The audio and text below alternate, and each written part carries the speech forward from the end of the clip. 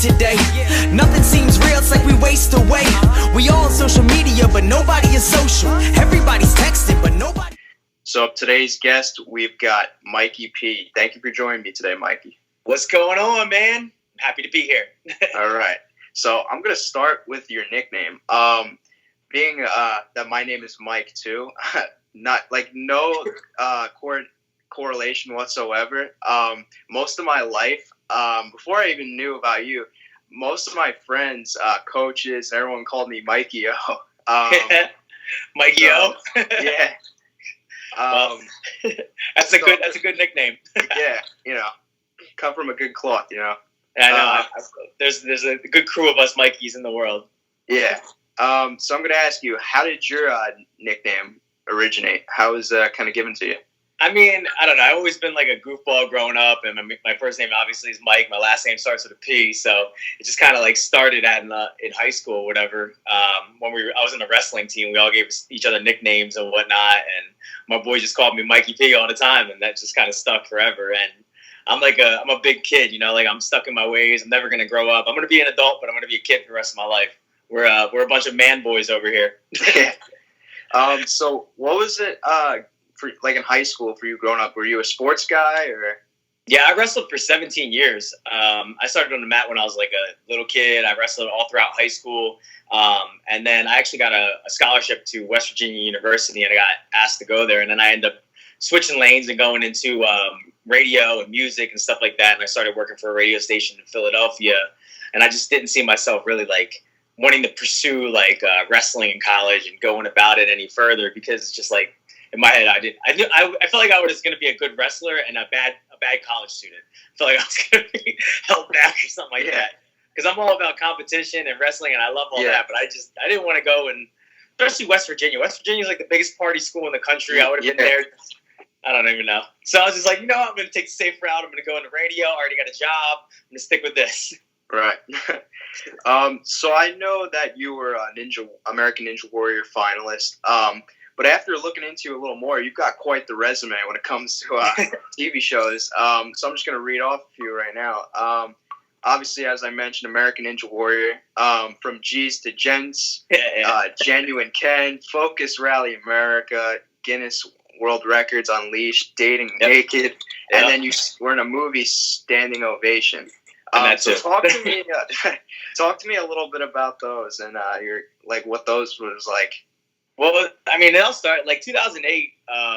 I was working in a gym, and I was like working the overnight, or not the overnight shift, but like the late shift. And then, I'd be on the computer or whatever. And I got a random message from a casting director who was like, "Hey, do you want to be on a TV show?" And this was from G's the Gents. I had no intention ever to like try out for the shows. I didn't even think about it at the time, because really nobody thinks about like applying to shows, or like very few people do. And then I was like, screw it, I'll try it. And then next thing you know, I'm on a show called From G's to Gents with Farnsworth Bentley as the host. And it was crazy. It was a good experience. But then I got like the reality TV, I got that like bug afterwards, so I started wanting to apply to more. And, once you start like applying to stuff, you kind of get into like the casting directors, like Rolodex. And then they start calling you, they start reaching out. I mean, next thing you know, I've been on like 8 reality shows and whatever. But the most fun one I think I had was Focus Rally America. That was on Hulu. And it was a TV show where it was kind of like The Amazing Race. I was in a Ford Focus, like when they first came out. I was with my buddy Ben, and we drove around the country in the Ford Focus. We went to different cities every night or every 2 nights, and we would have to do challenges and whatnot. And it was just crazy. I mean, there was like walking on the wings of an airplane. There was like high tree ropes. There was jumping off stuff. It was nuts, and that was a lot of fun. And then I mean, that was pretty cool. That's awesome. Could you explain to me and our audience how G's to Gents kind of works? From G's to Gents was they wanted to take a bunch of guys that were G's and turn us into gentlemen, because Farnsworth Bentley was supposed to be like the ultimate gentleman. It was produced by Jamie Foxx, and he's supposed to be like a gentleman or whatever. I had no way to think I'm a G, and I think they were just trying to find like a random Italian white guy from Jersey to throw on the show, and I just fit the mold. I mean, I had fun. I eventually got kicked off the show for already being a gentleman and having a house and a car and a motorcycle, and I was not like living the way the other cast members were. so I didn't need to be there. But it was still a cool experience. I still talked to some of the guys from the show. It was cool. It was my first reality TV experience, first TV experience, and that definitely started me up for sure. Yeah, at least got the itch to do some more shows. Yeah. So you're a 2-time Ninja Warrior finalist, correct? 2 times, and I've been on the shows 3 times. Yeah. Okay. So how did that kind of start? Oh. Yeah. So after high school and whatnot, I mean, I was continuing wrestling a little bit, but I didn't really feel like being on the mat so much anymore, and I still wanted to have some type of competitive thing in my life. And I saw American Ninja Warrior was going on, and I think they already had 3 seasons. I think it was because I was on season 4, 5, and 6. Yeah, so 3 seasons already passed, and I was watching. So I just randomly looked up online. I'm like, are there any Ninja Warrior gyms local to South Jersey? And there was, and it happened to be 2 miles from my parents' house at the time. So I was like, screw it, I'm gonna hit up the dude and see if I can come by. And it was funny. The guy's name's Chris Wilczewski, and he hit me back, and he was like, dude, I've actually been a fan of your song Tetris for 10 years. He's like, I definitely want you to come by. So I went there, and I've always been strong. I've always had really good grip strength, but I had no idea how to do any of the techniques or the fundamentals of Ninja Warrior, because it's a lot more than people think. And so he taught me a lot. And then I tried out for the show, and I got the casting call for it. Went to season 4, and I did pretty well, and I made it to finals. I fell in the stage 1 of finals out there, but out in Vegas before I lived here. But it was just cool. It was my first experience, and then from there I just constantly trained, and I'm still nonstop training with it today. I mean, look at my hands; I have Jesus. holes in them. So yeah, it's fun. And then I got called the next season. Got called the season after that, and then so season 4, season 5 made it to finals, and then season 6. I've competed in St. Louis, and I got disqualified over some dumb shit. They said I used my hands on some obstacle that was totally bogus, and I got pretty upset, so I didn't apply the next 2 years. But I did apply this year, and then I got the call for it, and then we're in a fucking pandemic, and now we can't film anything. So there you go. Sitting at home. All right. So you're obviously an artist. How and when did you kind of take a liking to music? Well, when I was in high school, I kind of always hung around the people that were into music, the rappers from our schools, the kids that did the talent shows. I grew up loving rap. I grew up listening to Wu-Tang, Redman, Method Man, Eminem, Ludacris. I mean, these are the people they inspired me, and I just knew how to write. I've always been really good with writing. So I was like, screw it, I'm going to try this out. And at first I sucked. I definitely sucked. And I didn't think anything that I did was good.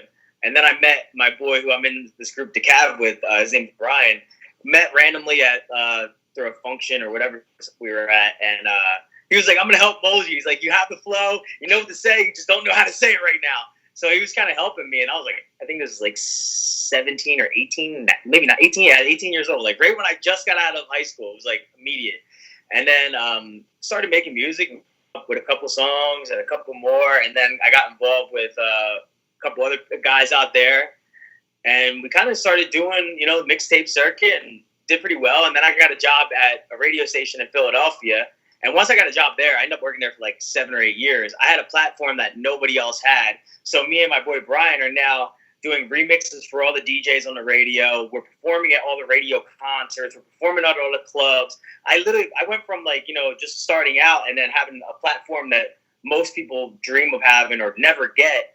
And I think that's what really kind of catapulted me or wanted me or maybe continue to do what I was doing. Because if I started it and I didn't see anything, I wouldn't be here 12 years later still making music. I would have been all right, this ain't working out. But once I started getting some streams, or at the time getting CD sales, pushing CDs out of a trunk, I started doing things that other people weren't doing. I was like, screw it. And then I started getting radio play, and then I started getting booked for things, and I started traveling. I mean, Christ, I got to write 5 songs for a movie. It's just crazy. It happened quick, and then so I just kept at it. Right. Did you have a favorite artist growing up that you kind of not looked up to in a way, but kind of latched onto and was my favorite artist. I think everybody online knows my favorite artist is Eminem. I grew up listening to Eminem since 1998, bro. Since he came out with every album, every fucking remix, every feature. I've always loved the dude. I just like that he talked about his life so personal, and I like that he didn't really hold back. So many people try to censor themselves, and he just never did. I thought it was dope. I also really like Wu-Tang because they're just a very New York hip hop group, and it's like nine rappers, and they're all different styles, and then they all do their solo stuff, and I just thought it was pretty dope. And then I got in Ludacris a lot because Ludacris is a dope rapper, but he's a commercial rapper, and he knows how to like play with words, play with sounds, play with cadences, make things sound cooler than they should sound, and he's always had that style, and I like that he just he kind of changed the mainstream rap era. I'd say he kind of helped people cross over and make it cooler to say things, or make it funnier to say things, or be okay with kind of joking with the way you say something. Eminem just made it cool to talk about life. I mean, so I definitely could have guessed. I don't know what it was, but something kind of struck me that you were like an Eminem guy. But that was in my head, like if I say, "Oh, is Eminem your favorite?" He's gonna be like, "Why? I can't be the only white." Why? Because I'm white. Yeah. Now Eminem is just cool, and then even today, I mean, for dude's like almost 47 years old, he drops an album, he's number one immediately. I mean, his new album, "Music to Be Murdered By," it's fucking awesome. And anybody that says it's not, it's just they're lying to themselves. I mean, so since all those rappers that you just mentioned, they're obviously all great. I'm gonna ask you or say a few names of more current rappers, some of which I kind of like. So, and I'm gonna ask you your thoughts on them, basically, as artists. Tory Lanez. I like Tory Lanez. I like that he's very involved in the social media movement, and he definitely tries to connect with his fans. I mean, I don't go in the car and bump Tory Lanez when I can listen to other things, but if he's on, I'm not turning him off. I think he's a dope artist, and I definitely think he's creating, or he's molding a path for the future artists in the world. He's not out here just doing whatever music. He's actually saying some things, and he's keeping connected with the community and keeping connected with his fans, and I think that's cool. So I think he's dope. What about Uzi? Who? Lil Uzi Vert. Lil Uzi Vert? Well, I mean, I'll say I listen to him, but he's from Philly, and I'm from Philly, so gotta say Philly represent. I honestly couldn't even name an Uzi song, to be honest, and that shows my age pretty bad, but I don't care. But he's from Philly, so I support all things Philly. Yeah, I feel like that's a stigma now. It's the newer rappers kind of pertain to this newer generation of young adults and kids, and I feel like people that grew up in the era where Eminem first started becoming big, and those kind of guys, they don't really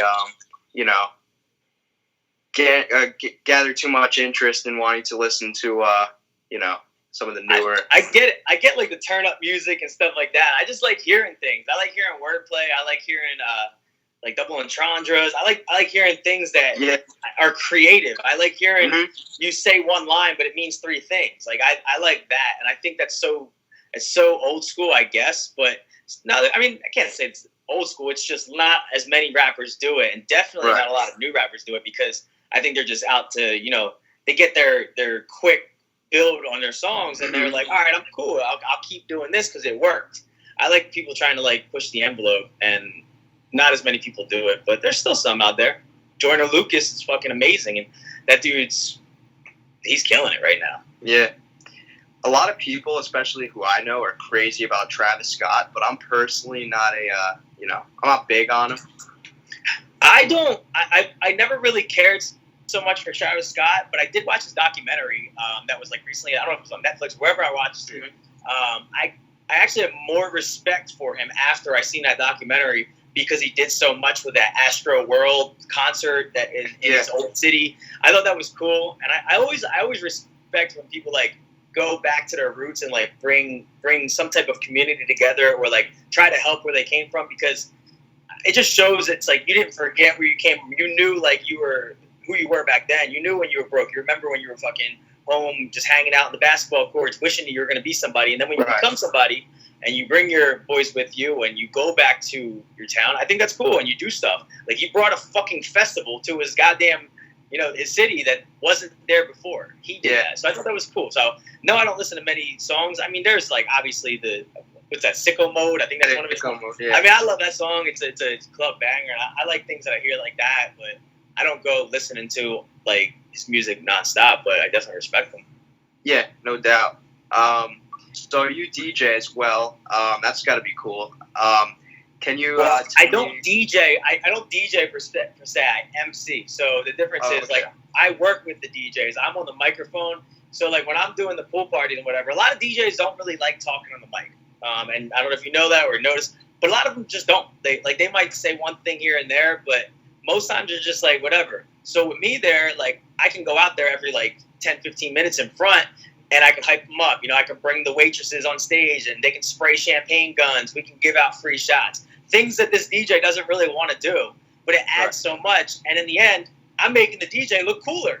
So I'm just doing stuff I do it for, like, whatever the club. I like building the environment, making the party better, and making people, like, have a better time. A lot of people, they pay a lot of money to go to these clubs, man. Especially out here in Vegas, they pay a lot of fucking money. So I try to do anything I can to give them their money's worth, and it's whatever. So I run around and I make them happy, hype them up. But it's a lot of fun, especially here in Vegas, man. I've seen a lot.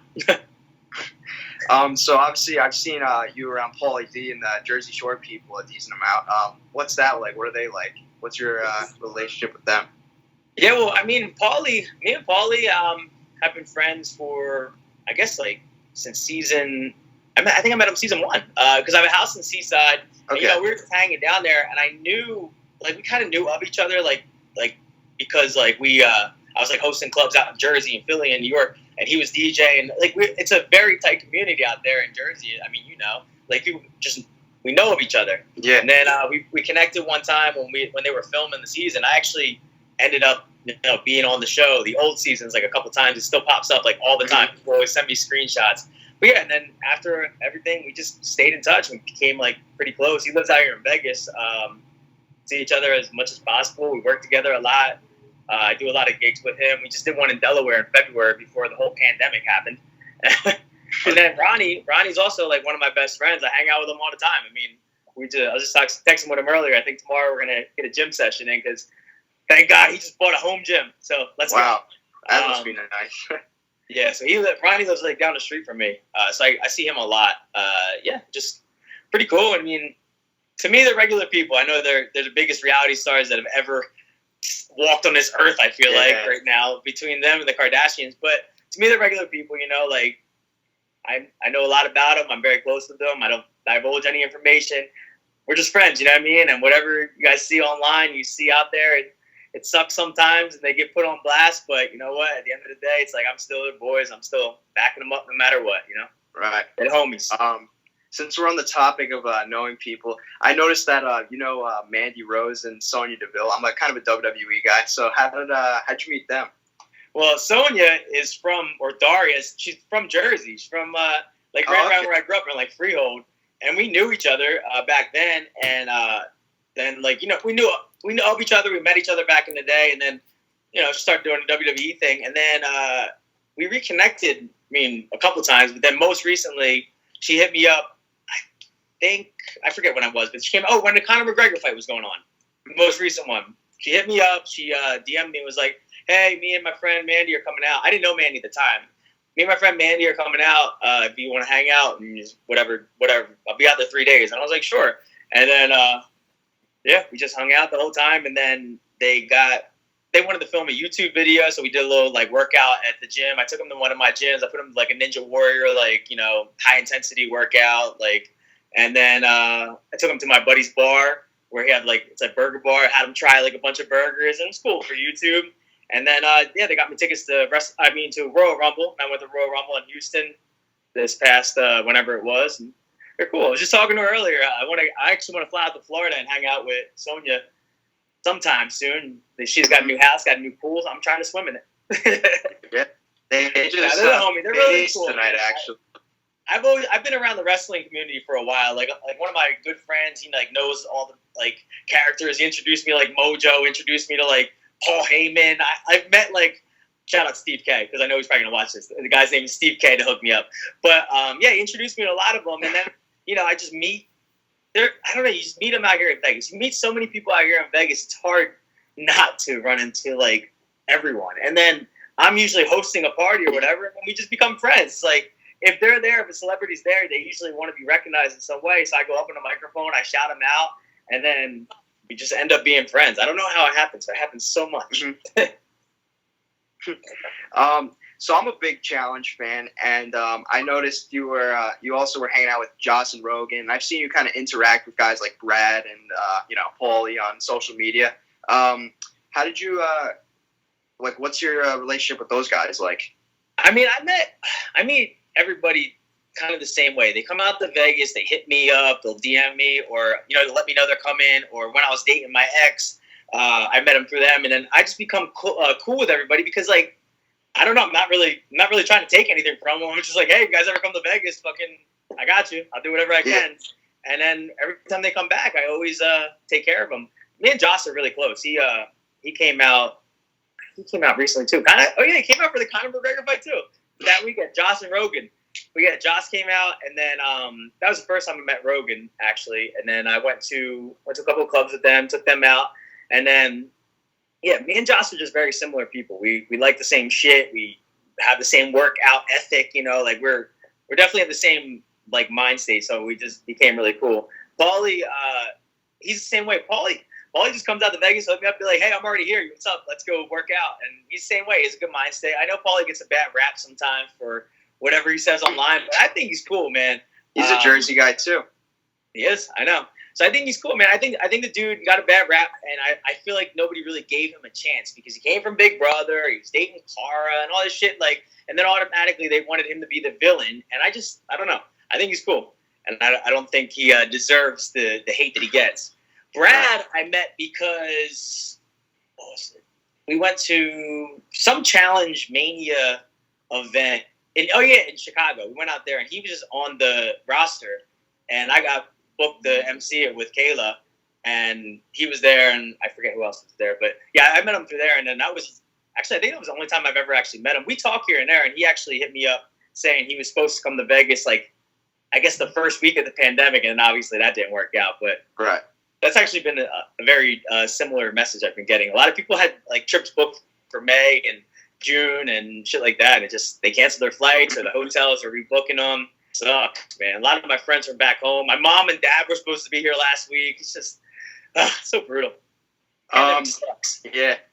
So obviously, you stay active. You work out a lot. You're obviously a Ninja Warrior alumni. Have you ever gotten contacted to go on the challenge? Or if you haven't, would you go if given the opportunity? I've never been contacted to be on the challenge. People always think like that's as big a thing. They talk about it. And I've always said in the past, it's like when I was dating my ex, I said if it helped her, if it was like a season where she needed like, I don't know, like a alliance or whatever, and I needed to be on it, I would have done it. But I don't know. Like I'm about to be 35 years old. I don't fucking want to start a challenge career, I'd rather go be on fucking the Titan games from the Rock, or another season of American Ninja Warrior. So, I would do it if they called, and I don't think I would probably do it for a bunch of years. I probably don't want to hurt myself when I'm fucking starting to turn 38, 39. Like, I'm good. But I would do it. I would go in there and probably see how I do. But no, I've never been contacted. And, it's not really like top of the list. I'd rather do Big Brother. Put me on Big Brother. Fuck that. Big Brother is, I don't know. I have a cool, like, I always think it's fucking cool that it's like 100% live show or live feeds. And it's like 3 episodes a week. They edit it up. I just think it's so fucking cool how they do Big Brother. I would do that. Plus, it's like carnival games. I feel like I'll be good at them. Mm-hmm. I don't know. Right. So obviously, I won't dive too deep into what went on, but you've come up in recent episodes. I'm just kind of basically going to ask you what your whole stance is on Bear. Dude, I don't know the dude at all, obviously. Never met him. I think it's fucked up how he approached, or from what I heard, I haven't watched the show. I mean, I think it's fucked up, obviously, how he would do that to somebody. But you know what? I heard he's a scumbag. So I don't know anything else but that. So if that's his MO, that's his MO. But, you know, two got to play the game. So that's all I'll say on that. It's what it is. You keep freezing, my bad. You froze for a second. Okay, so what are some hidden interests or talents of yours that people might not know about you? Hidden interests or talents? I don't know if I really hide anything. Interest. I mean, I love. Like I'm an open book with everything I post. I mean, I'm a very adventurous, outdoorsy guy. My interests include like any type of working out shit. I mean, I live in Las Vegas. We have mountains. I'm trying to hike every trail in Las Vegas. I've been doing that like every week. I mean, I like to do stuff that's like different. Different from what everybody else is doing. That's my hobbies, my interest. As far as hidden talents, I don't know. I mean, I have the Guinness Book record. I have the Guinness Book of World Records for the most yardsticks broke on my head in under a minute. Oh my god! So, I guess that's a talent. I don't know if it's hidden though. I'm in the book. Yeah. What are some weaknesses now? Weaknesses? Gotta be good at something here. What are my weaknesses? I'm stubborn as hell. I can definitely say that. So that's a mental weakness. Or I don't know what any weaknesses are. I definitely am stubborn. So whenever I get this question on anything, I always say stubborn. I feel like that's just gonna stick for the rest of my life. Sometimes I just can't let go of a grudge, and yeah. But I feel like a lot of like Jersey Italian guys are the same way. We kind of get in our heads and we're like, "Fuck that guy." I'm not like. That's how we are, man. Stubborn. All right, I'm gonna wrap it up with a few more questions. Favorite cheat meal or snack? I fucking love pizza. Pizza is my favorite cheat anything. And I mean, snack, oh my God. I think I housed like 3 bags of Starburst jelly beans over the past quarantine. During quarantine. Yeah. They're fucking good, man. I don't know. It's like they are literally... Ice cream kills me. Huh? Ice cream's the worst for me. Ice cream? I don't like it that much, but I will go for some Cold Stone cookie dough ice cream. For me. Huh? Yeah. Yeah. Cold Stone cookie dough ice cream is cookie dough, you can never go wrong. Yeah, I love the pints. Oh my God, yeah. The Haagen-Dazs pints, cookie dough. Oh my God. Hell yeah. Yeah. I can get cookie dough. I'll get cookie dough and won't even make the cookies. I'll just eat the dough. Yeah, I have a bad habit of that as well. That's why I do so much cardio so I can eat cookies. I think that's what it is. Like that's why I do cardio so I can eat cookies. So what's your quarantine adjustment kind of been like? You know, having to MC, working out, rapping. Like, those are things you do on the daily. How has quarantine kind of shifted those things for you? Well, for me, I don't know if you saw online, but before quarantine happened, I was actually I was in Cabo for almost 3 weeks. Mm-hmm. I was booked for spring break, and I was hosting parties almost every day. So I was literally there for 3 weeks straight of pretty much the same thing. So this happened. I actually had to go home a week early. And it was nice to come home and sit and do nothing. Because 3 weeks of nonstop partying was just a lot. And then once I came home, I just was like, I'm watching TV. I'm not doing shit for like a week and a half. I chilled. And then I started like I was like, all right, I'm getting into a little routine. I'll do my fasted cardio in the morning. I'll start, getting active and whatever. But yeah, I mean, other than that, like I kind of got my fix in with all of it in Cabo. And when I came back here, I was like, all right, let me go get my life back together. I want to just like work out. I mean, it sucks I'm doing these stupid home workouts, but I'm hiking. I'm trying to do as much cardio and working out as I can to stay lean. But yeah, I think keeping a routine is the main key in order to stay sane in this whole thing. But like, if you don't have a routine and you're just kind of like going off on the whim, or if you're just drinking every day, I feel like you're going to come out of this kind of like mind fucked. That's why I'm trying my best to keep a routine. I'll give myself like 1 day a week where like I'll have a drink, a glass of wine or something like that, but I'm not like, I see people going on like 4-day binge or something. I can't do that. Yeah, I can't do that shit now.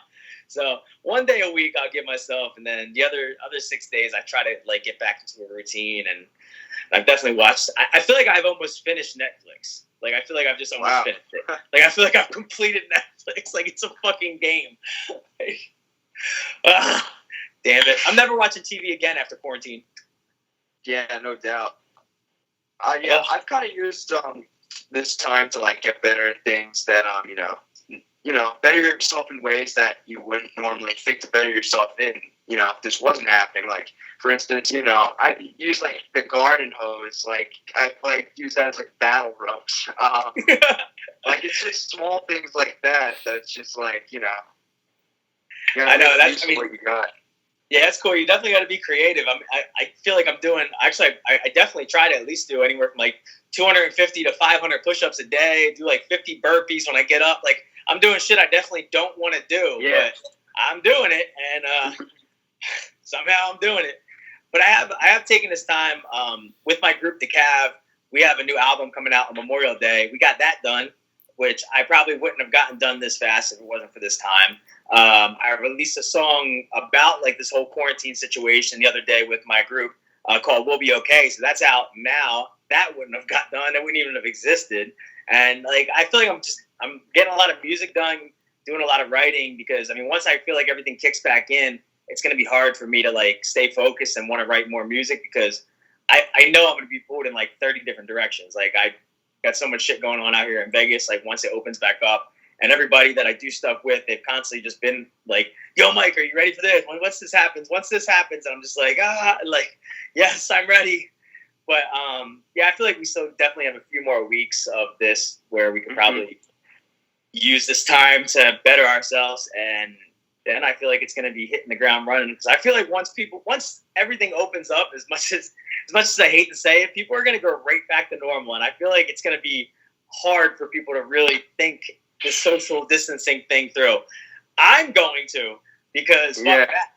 But I know like a lot of people are just so like stir crazy right now that somebody might just go to the mall and just walk around for 8 hours. Who cares? At this point, it's like they just want to do anything. Like there's been times like here, I'll go and just get in my car and just drive for an hour just to get out and just see some shit.